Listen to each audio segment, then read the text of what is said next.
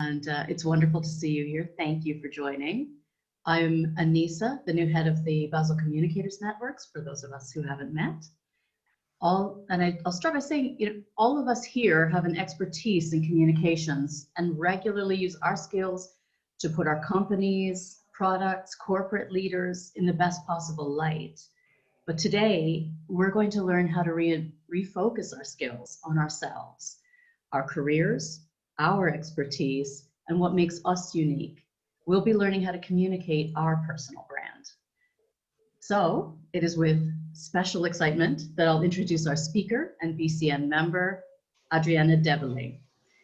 Adrienne has 20 years of communications experience, many of those years spent in head of communications roles at Alpic and Novartis.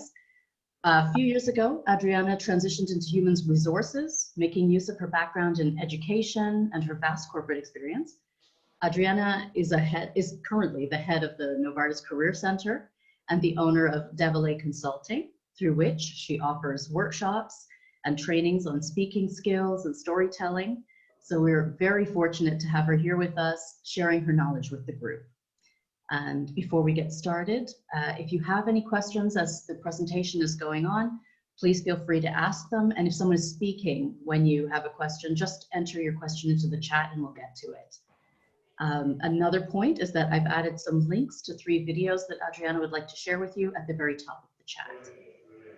So with that, Adrienne, the stage is yours.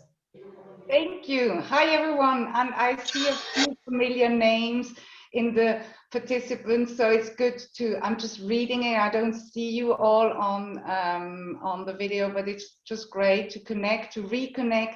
I also see that we have a super storytelling expert in the group. Hi, Peter. And I hope you can also chime in and then also share your thoughts, your knowledge. So it's just great to have you here. I'd like to have it as an interactive session, not just me talking. So please use the chat, and we are not that many, so maybe you can also just say something, but that's more like Anissa will steer that. I can see the chat and I can see some of your videos, and I have my presentation ready, which I hope you can all see. And then I would like to get started. I don't have to introduce myself because Anissa did that beautifully. So, power of first impressions. This is extremely important when it comes to branding. Give me a guess. How long does it take that we form an opinion, a first judgment, see someone? Just write it into the chat.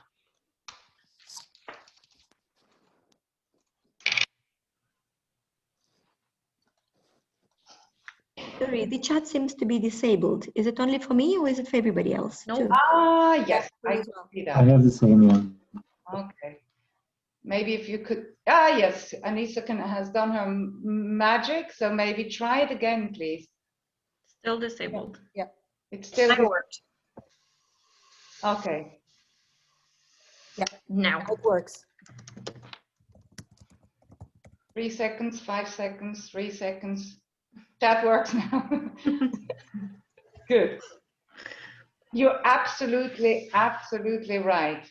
1 to 2 seconds.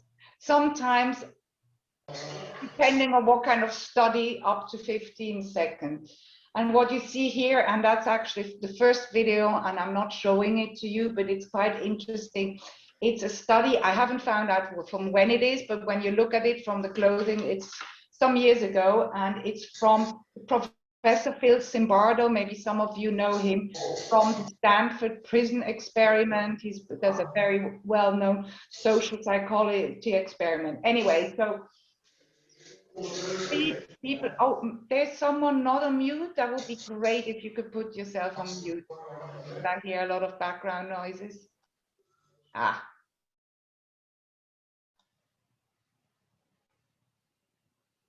the speaker's on mute. You can hear me again? Good, perfect. So a study was done just to test, it was in an interview situation, how quickly did the recruiter take a decision. And it was actually really in the first 5 to 10 seconds. You can see it here on this chart. That was the kind of the time, but it's just a print screen. So if you're interested, just look at it.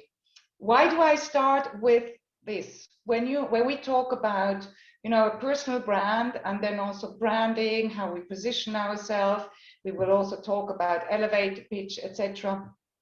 It is really the first impression that you do, and it just takes split of a second until someone forms an opinion. It is also proven by studies, and it's unfortunately not such a positive message, but it takes about 8 times when you did a bad impression to come up with 8 times of a positive information to make up for the first bad impression. So just to have something in mind. Today, and maybe you are familiar with the social psychologist Amy Cuddy. She has a very famous TED talk on power posing, where she goes like this. She does the power woman. Also a video which you don't find in the chat, but it's really worth watching, is that she also in her studies found out that more and more it is what counts at the beginning when you do a first impression.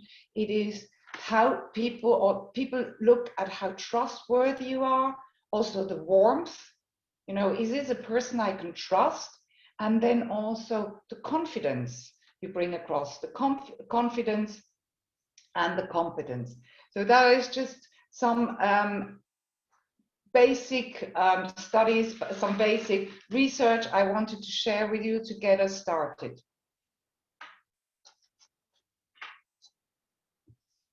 That is also a bad truth, or a sad truth, that you never get a second chance to make a first impression. So we can prepare to make a good impression by really looking at what is our brand and how can we bring it across. And this is the topic of this talk. When, and I will go into more details, but when, and the purpose really of this talk is to reflect on what are your strengths, what are your skills, your motivators, your achievements.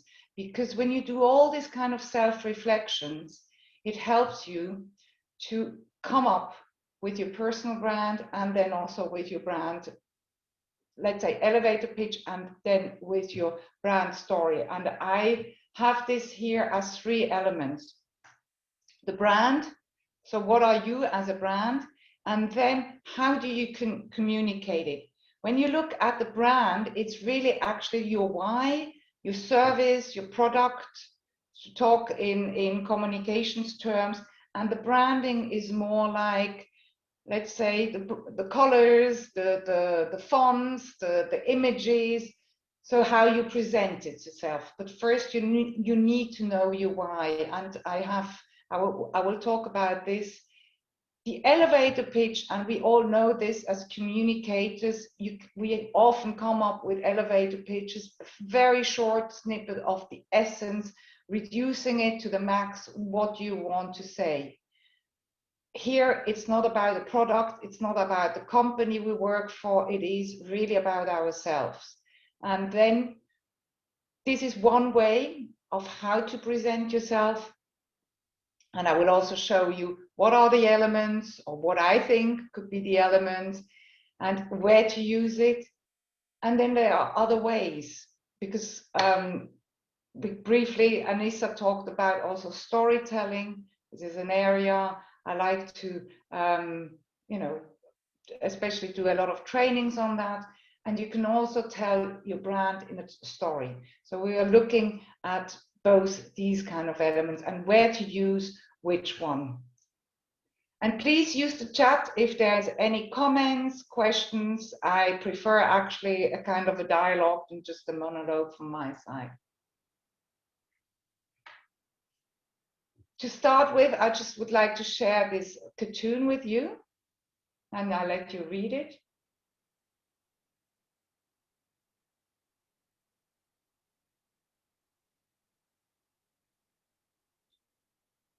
In all the work I've been doing, I think the most important is that we are aware of our strengths and that we build on our strengths, not on our weaknesses. You get the most out of people when you build on the strengths and not saying you're not good at that and you're gonna that, you need to fix that. Get the people and where they're really, really, really good at. Because the fish will never climb this tree. So why should you work on the fish climbing a tree? It's just, the fish will never be proficient in this area. So, but rather, if you have the monkey is super at climbing the tree. Maybe the monkey can be even faster up the tree or climb a larger tree or several trees. So the monkey can expand its strengths. So build on that strength and you will get a super, super, super climber monkey. But the fish, it's just not worth it. So in everything, it's a conviction, I'm very convinced about that. Build on the strengths and not the weaknesses. There's some statistics which actually prove that in overall also for organization. You get more productivity, you know, it is just more motivating. On the downside, what you can see, there are different studies proving that. It is also less burnout, sick leaves, turnover rate goes down. Overall, it is that it's just really beneficial also for the organization and for yourself. I have a comment from Genia. I have a general question. Is that between talking about it?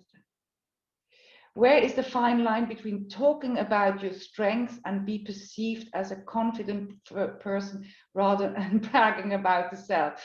Yeah, absolutely. I think, Janaya, it needs a lot of huge questions, wonderful. Thank you. It is, I think, and we will talk about that, how it needs a lot of self-reflection and then also testing with others, getting feedback. So maybe you think it's bragging, someone else says, no, perfectly okay. Also having in mind, and I will talk about that also, who is your audience? Think about the audience, maybe also in a cultural setting. Is it a work setting? Is it a private setting? Is it a network? Wherever you are, it is a lot about self-awareness. And it's testing. I can't give you, say, this is the fine line. That's too difficult. It depends on what you put in there. Does that answer a little bit your question, Janaya? Yes. It just, you know, I'm just thinking that generally women have this problem a bit with I don't know, I don't want to say problem with self-confidence, but with talking about, you know, our strengths. We tend to undermine them, and I've seen it as well on the Women in Digital group, which I've been, you know, involved in for 4 years. That it takes, you know, it takes a long time to convince a woman to present rather than a man. You know, man's like, yeah, you know, I'm an expert, I can present on this subject. So that's why, yeah. But anyway, yeah, thank you for answering it. I didn't mean to interrupt your presentation. No. I said you can interrupt, and I prefer that. It is actually something, Anissa quickly introduced myself. So I'm working at the Career Center in Novartis, and at the Career Center, we are coaching people who are impacted by structuring. And it is what we mainly do is really to work or to make, you know, associates fit for the next step, to prepare them for interviews, work on their CVs, etc. And then very often in my work, I realize that people don't recognize as strengths. They take it for granted. And yes, I can also see a bit of a gender difference, but a lot of things you say, yeah, but that's what I do, daily work.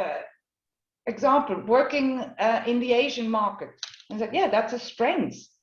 I mean, you know, you can communicate with Asian market, you have this interaction skills, cultural skills, etc. Yeah, but I do it every day. And I said, yes, but it's still a skill. It's still a strength. And probably there it also makes sense to work with someone. You can mirror, you can find out, who can help you to really find out what your strengths are. And Rachel comments, for me, by knowing using your strengths helps you to know where you can have the most impact.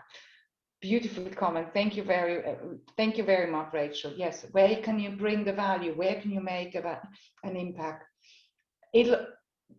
But how do you come there? How do you know what are my strengths and how can you use them? And we will talk about that. But please keep on chatting. Sometimes I'll continue, but I'll check in from time to time so that we definitely can have this conversation. Good. Personal brand.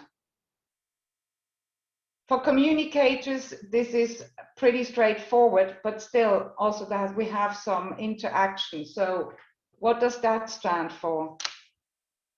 We probably all know the brand, but what does it stand for? You can use the chat again or just unmute yourself. Nike brand, yes. What does it stand for? Achievement, just do it. Active, performance, energy, quality as well. Sports, absolutely. So in a split of a second, here again, split of a second, you see just, the swoosh or how you call it, and you see a whole world opens up. Let's go to another brand and just to do the same exercise. What does it stand for?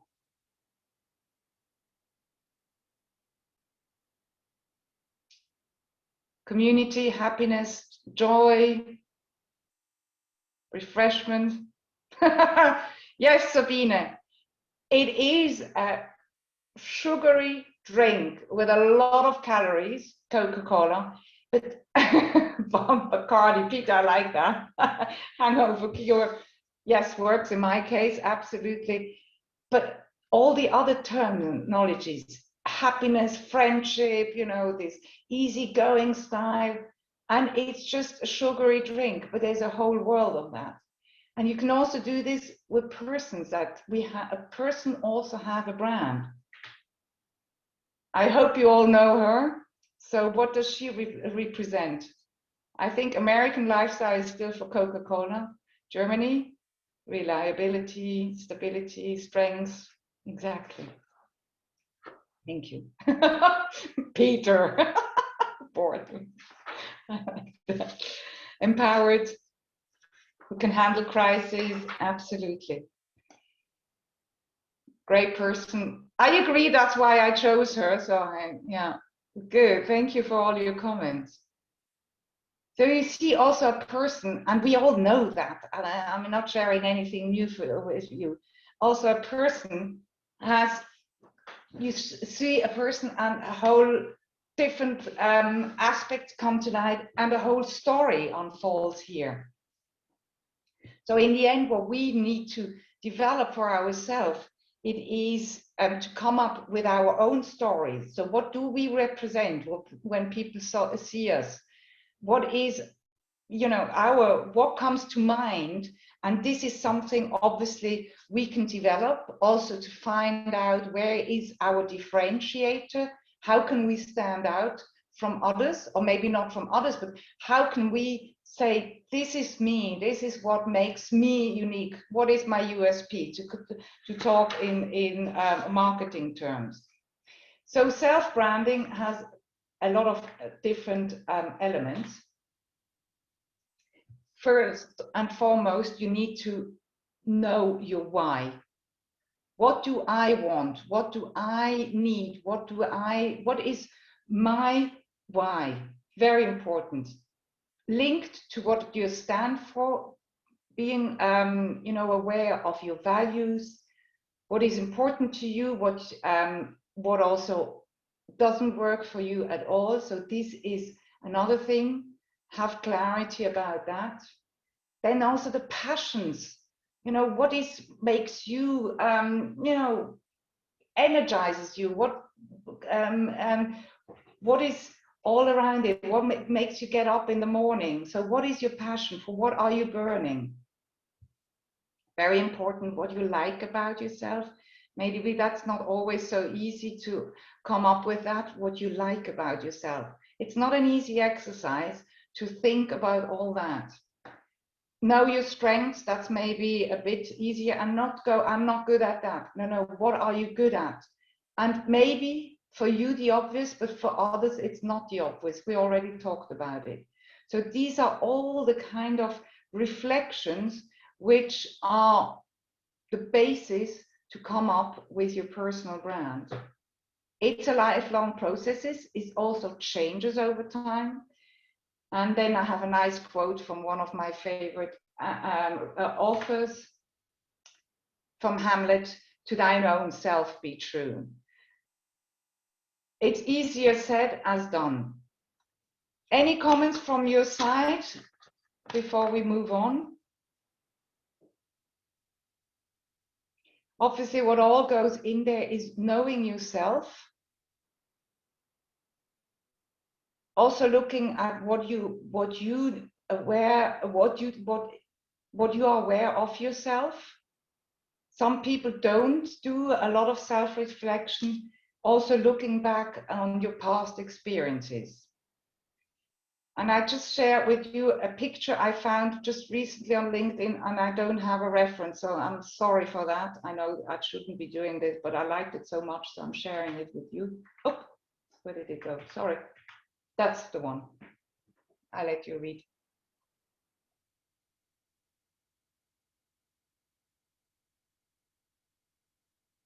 And when we look at where to apply your personal branding, storying, or your elevator pitch, then later on, this is also important, because be the person publicly and also privately. It shouldn't be completely different. Yes, you can put different angles on it, but be this one person.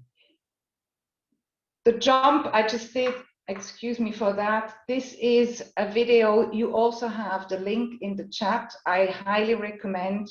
We also, when we look with our clients in the Novartis Career Center, we do that also a lot. We watch this video, and because here Simon Sinek talks about your why, the most important thing, to find out your why. What is your driver? What is your purpose?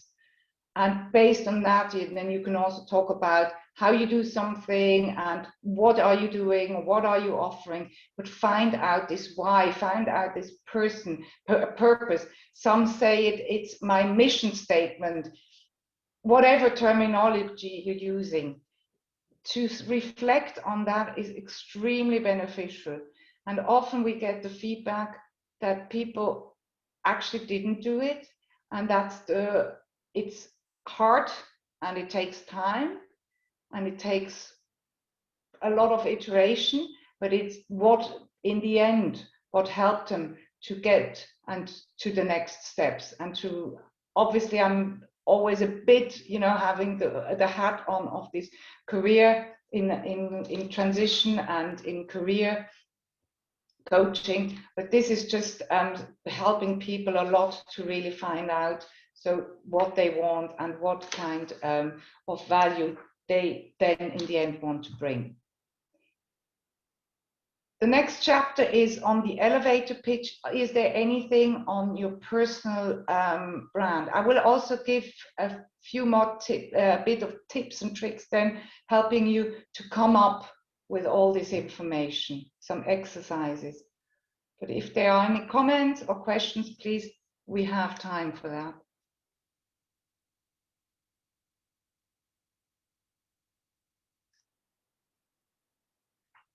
Good. Then, elements of your elevator pitch. Your elevator pitch, I don't have to explain it, because to communicate it is a very short, concise message, a few 30 seconds long, 60 is already quite long, but it's a short sentence describing who you are. So here, again, what is in an elevator pitch? It is your why, what we've just taken from the brand, also who you are, also taking from your brand, you love doing, what you're passionate about that, and then a sum of what you do.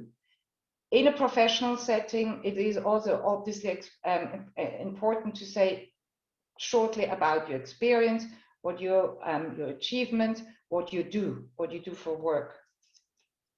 And now really this is more customized for a personal or an elevator pitch in a professional environment, also in an environment where you go for a job search, for example. Then you can put in there what you're looking for, what you want to do, what you want to do next.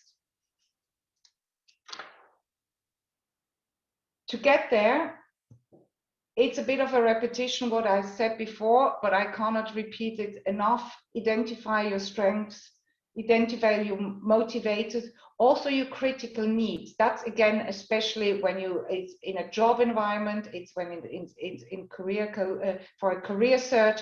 Then also what do you want? What does it need that you are at your best, that you can get all the performance you want to give? So also what is the framework you need, or maybe the values, the culture of working together in a company or in an organization. So it's also what is important to you and what you need as kind of a framework. Your skills and again, achievements, what you're proud of. How to get there. Yes, you can just take a piece of paper and start writing down. If that works for you, wonderful.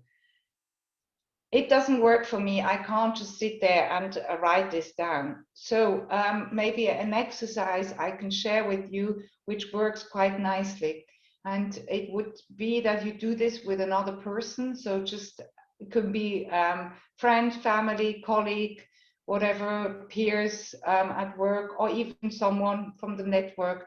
So you spend 5 minutes with that person, without being interrupted. That's very important. So the other person should just listen, and you tell the person during 5 minutes who you are.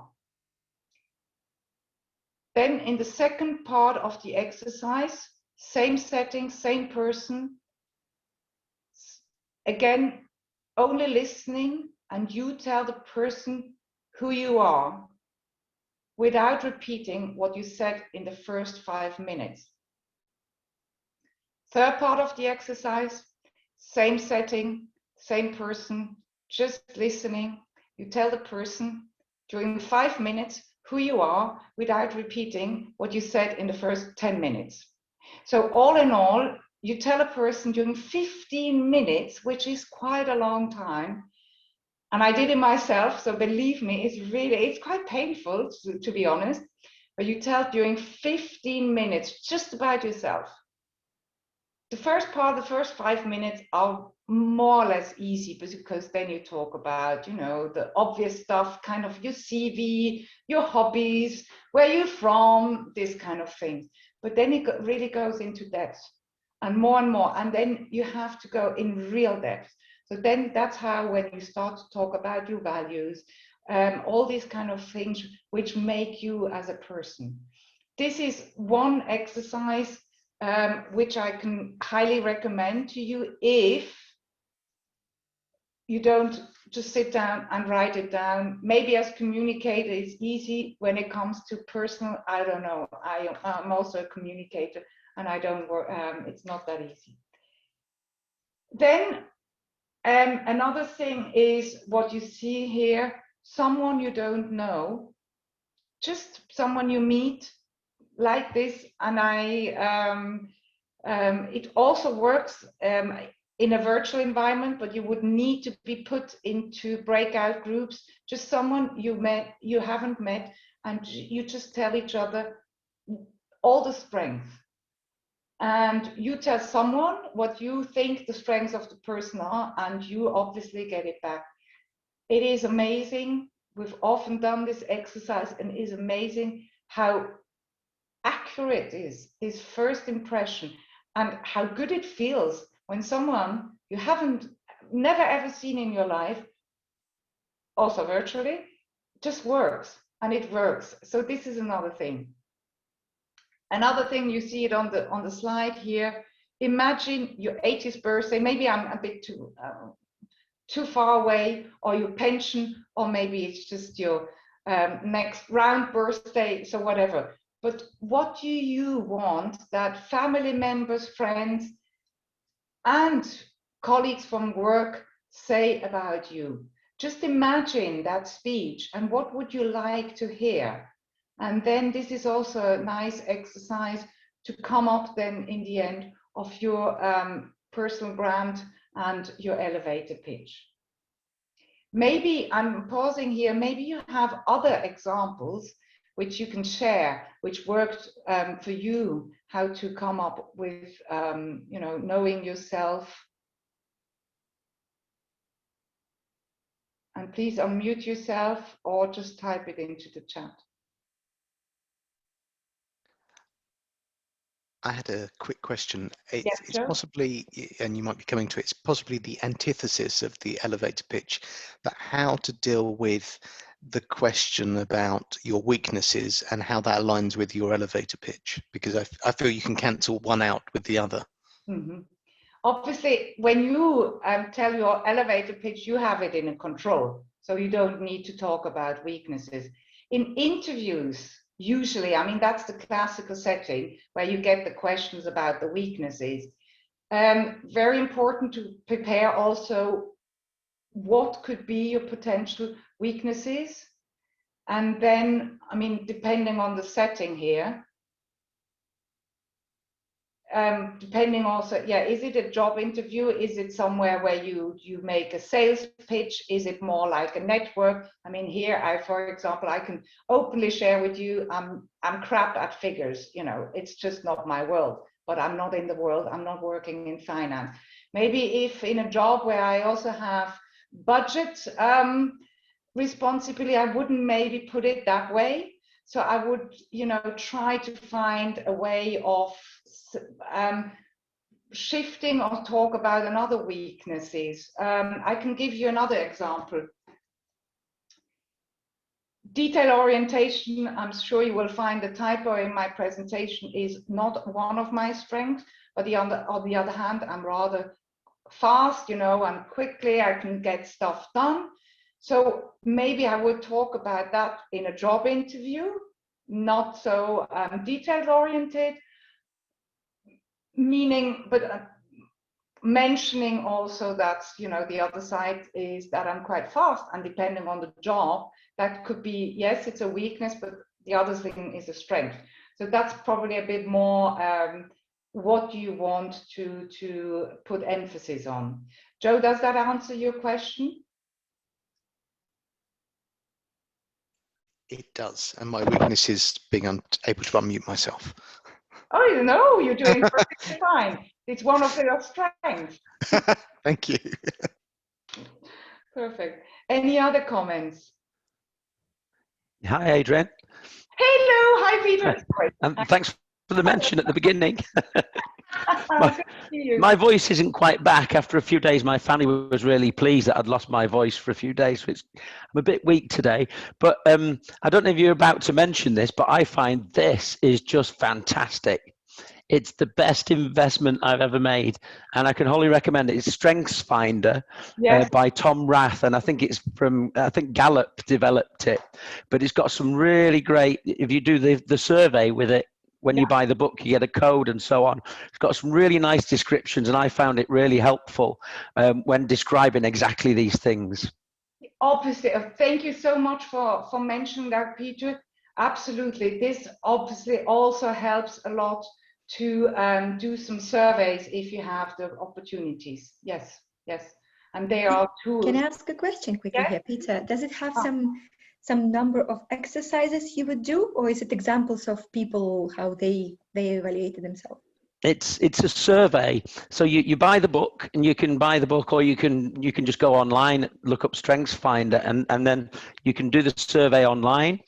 And then it gives you a result, your top 5 strengths. And in the book or online, it gives you a report. And there's some really nice wording in there that would help to describe you. And I found it really, really helpful, because it does boil you down to those top 5 strengths, 4 or 5 strengths that, Yeah. Wow, thank you. That's absolutely, it's very good way of finding your strengths. So for example, when we work with our clients at the Career Center, we also have a whole list of terms helping to find out what the strengths are, what the skills are, what the achievements are. I can't share it now like here because it's for within our you know, property, but anyway, that also helps with if you find somewhere as a start. The only thing, the downside is, and that's my personal view, is that then you use a lot of this corporate language. And Peter, that's definitely a topic maybe we can later on. By the way, and that's not prepared. Look what I have here. Your book, I love it. So, and really, that was not planned. So I just have it here for another thing I need to work on. So I'm digressing, sorry about this.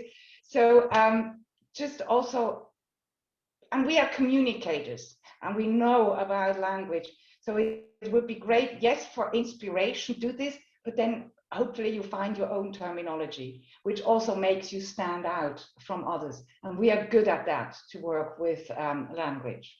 Thank you for the comments. Oh, I love that. Any more comments on that for the elevator pitch? I have a few examples. They are a bit boring, but then you get what you know, the essence, because I don't like just to talk theoretically. And you can, I just let you read.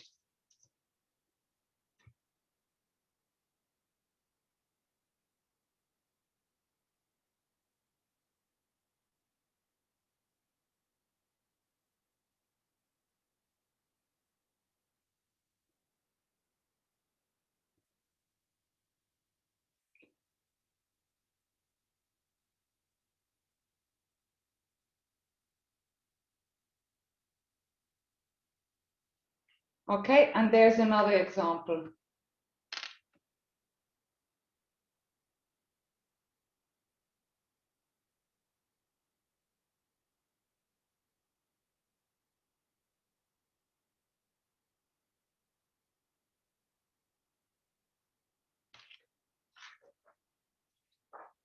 If you have your own elevator pitch or anything, you know, you would like to share, by all means, do so also in the chat. Probably you have far better, more creative.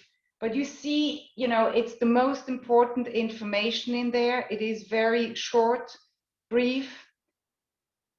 Another recommendation is, if it's, how long is too long for your pitch? I just wanted to mention that sometimes it is very hard to come up with these short, concise sentences. I don't think really for communicators, but in general. And what I recommend to people is maybe to write it down. Maybe it's 2 minutes, then put it away, take it up again, take out the clutter, and do this 2 or 3 times until you really come to the essence.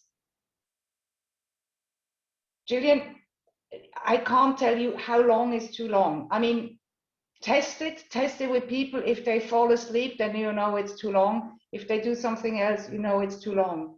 Or record yourself and listen to you, and then you make a judgment call as well.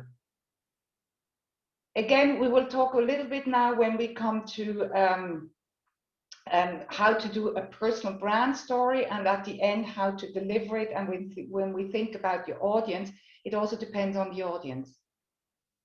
If you meet someone quickly at the beginning and we haven't done an introduction round, then probably 2-3 sentences is long enough. In an interview, depending also on how much time you have, if you have, maybe, for example, an hour, then maybe you can talk a little bit longer. What I also recommend to people is to come up with a very short introduction line, pause, ask you know, the interviewer, be it the hiring manager, the staffing manager, or whoever you are faced with, shall I go on? And if they just, no, I would like just to start with a question, then it is, oh, that's just a nice way of doing it.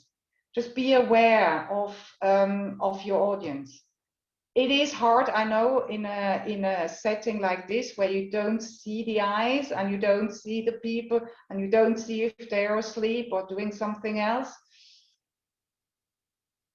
When you have more like a face-to-face, even virtual with camera on situation, also look at the body language and then you'll see what is too long. I hope that answers your question, Gillian. Good. You're welcome. Good. Let's move on. Power of stories. Now, Peter, you are not allowed to chat because you know the answers. No, of course you are. So just before we go into a little bit of storytelling, because the topic is how can we persuade through telling a story. So why do we tell each other stories?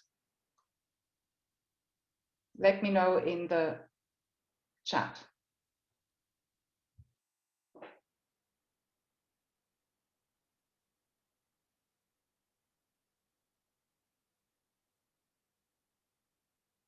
It's engaging and memorable, spark curiosity. Others can relate to us, wonderful. It's all there already, cool. To make it human, absolutely. Yes.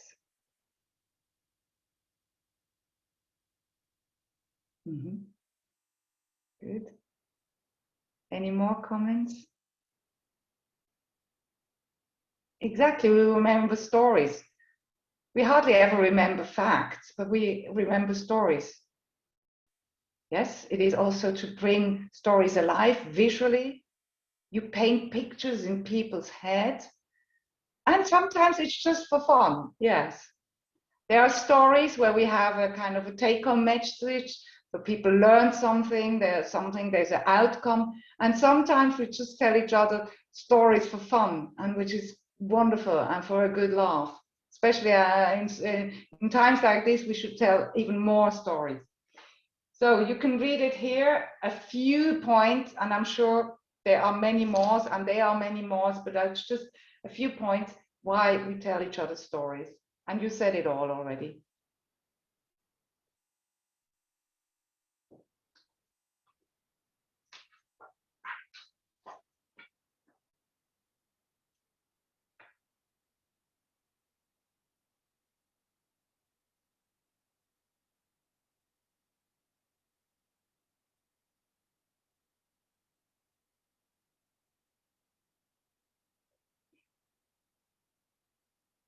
This aspect of being memorable, so people can remember you, or even as a last point, as you see on the slide, going viral.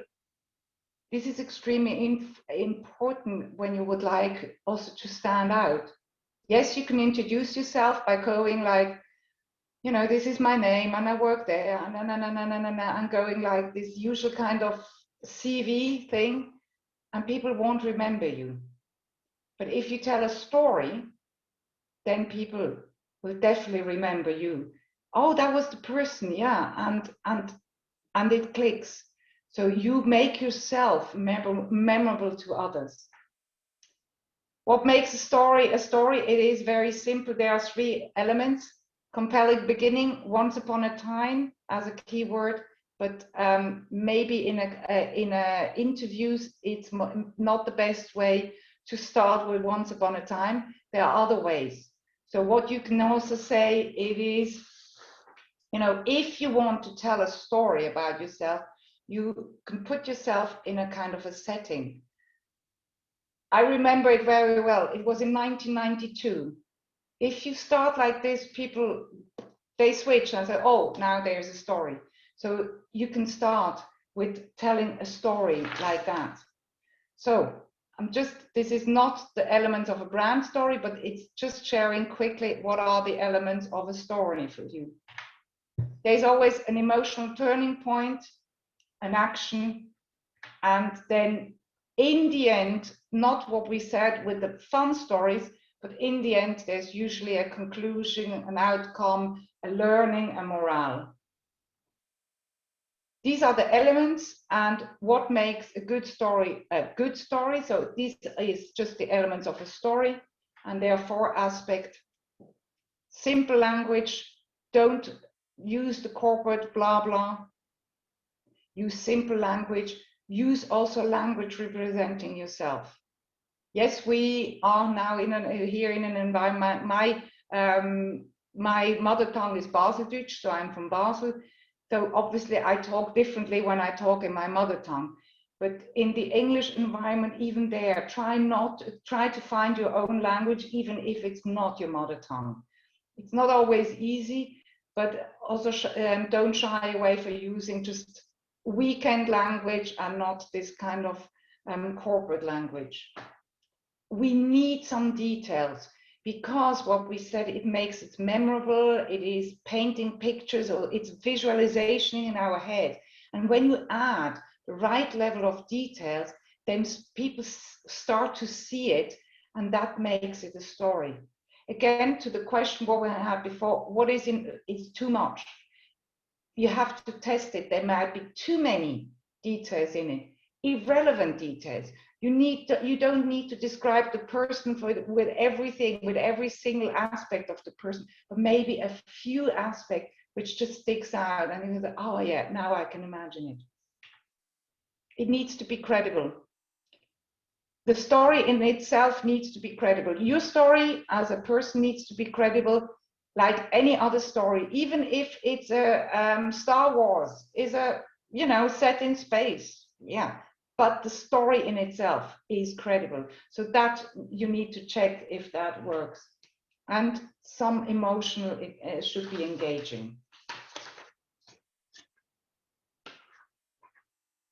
I have an example, and then later on I just have an example because I love the example so much, but it has nothing to do with personal branding story. It is an example from how to tell a story and how rather not to tell a story. It's again a bit of reading. So I don't know if there is a hand functionality. I'm more a Teams person, but if there's a hand functionality, when you're done with reading, just put it up, please, or I'll write in the chat done or ready or whatever. So I let you read.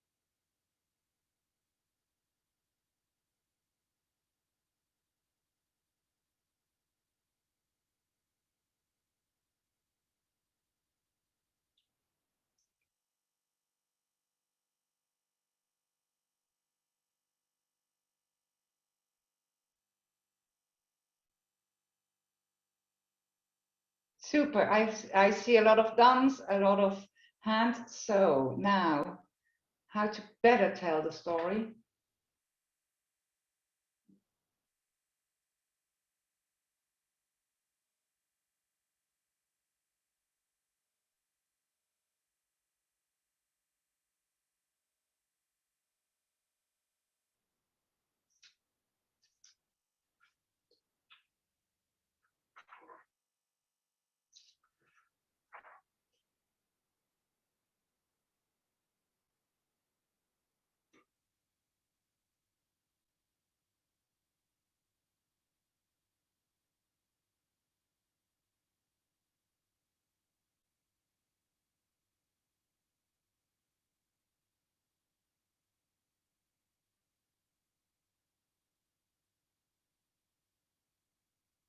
Good, I see a few hands up. Any comments? More than welcome. What you've taken out of these 2 examples?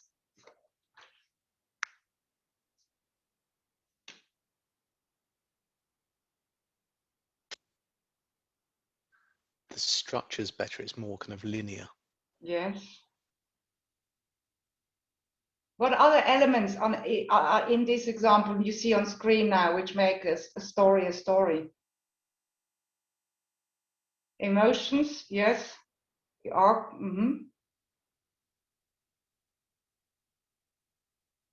Angst.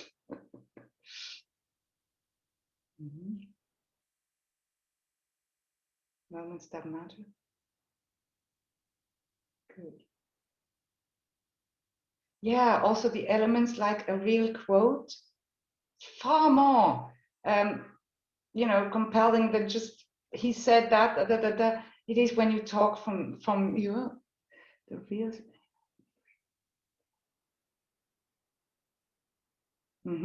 Good. Wonderful.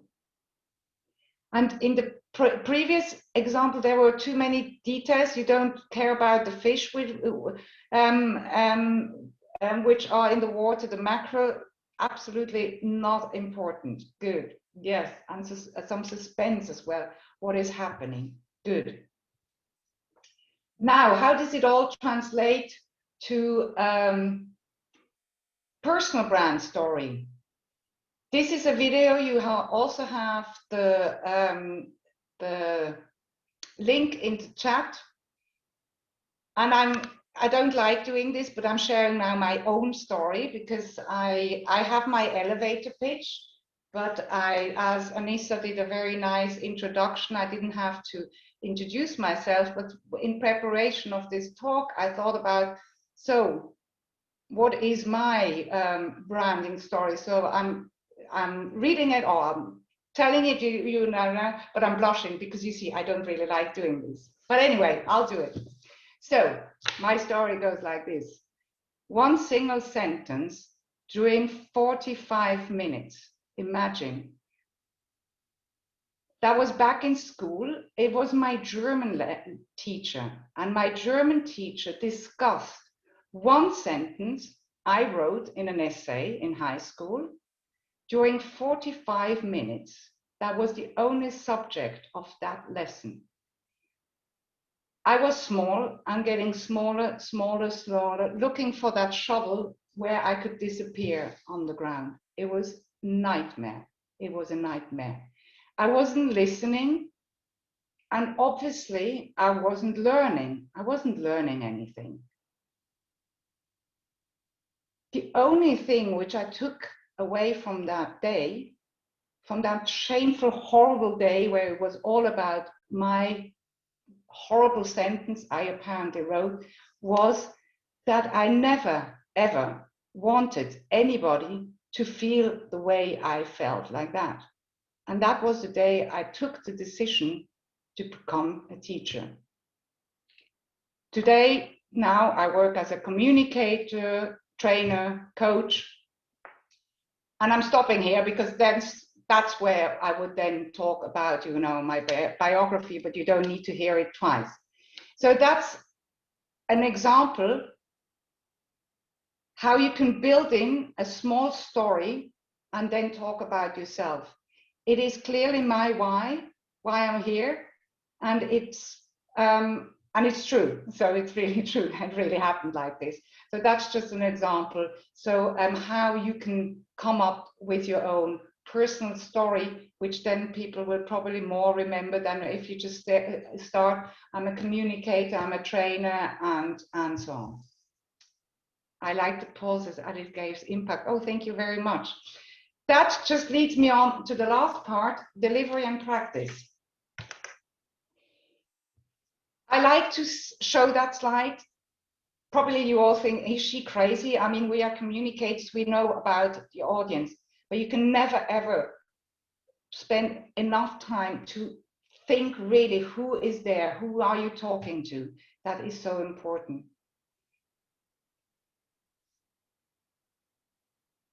Some people don't do it, so even if and recommend to people to think about who is it, make some research, is the language appropriate? I've also seen colleagues from Novartis, so hi Sabina, by the way. So if you have if you come from the company Novartis, we love abbreviation no one understands.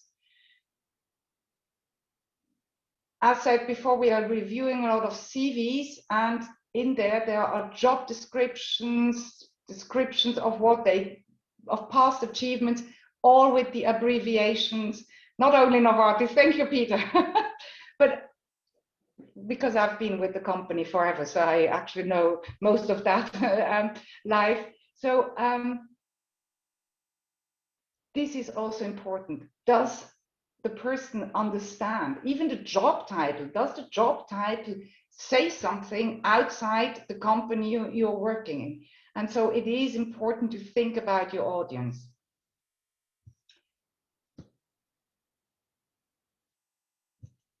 I don't think I have to comment more on knowing your audience. Delivery, there are so many aspects. It doesn't matter if it's virtual or not. It is what you need really to do is think also how you deliver it. You see all the different aspects. I don't think I need to go through all of them. Pacing, someone said, thank you for the pauses. Pauses in speaking, personally, I think it's very important. It also helps you to think and not to bridge with ums and ums and ums. Because sometimes you need to think or breathe and then just take a pause. Volume, the voice, especially also in a virtual environment. Yes, you can see me. You can see that I have some body movement, but I'm sitting, you know. By the way, I'm sitting straight up. That's also important, so that you have at least a good breath here. And if you're crunched like this, your voice obviously will be a bit different. So try at least to sit up. It's good for your posture and also for your chin when you have too many wrinkles. But anyway, that's a side comment. Using the hand always helps, but we can't walk, we can't, you know, because you don't see that. Or otherwise it would be very disturbing on a camera, because I would go, you know, back and you wouldn't see me. What you can really pay attention to is your voice. What do you voice? Yes, pausing it is, lowering, accelerating, all these things, you know. Eye contact, there's the tendency to look at the chat. There's the tendency, because I have my slides on another screen, to look on that. It's the tendency to look at yourself. That's so irritating. And I hope there's a way of clicking off that you see yourself. But there's this, at least on my computer, this little white light, and just always think again, looking into the light, because at least then you see my eyes. So these are just the few things you can do. Here, the very, very last point, it is a lot about practicing, practicing, practicing. It's not learning by heart, but practice. Think how you want to say it, what you want to say it. Also say it out loud. In your head, it sounds very nice, and especially for us who are not, you know, mother tongue English, and we have to deliver it in English. Do it in front of the mirror, or again, record on the iPhone, say it to someone. It really, really helps just to practice out loud. It's also some terms you stumbled over, all these kind of things. Then practice with, you know, practice and share also with others. We had it at the very beginning. Test if your personal brand story resonates with others. Does it represent you, or other aspect? Is it understandable? Does it make sense, your story?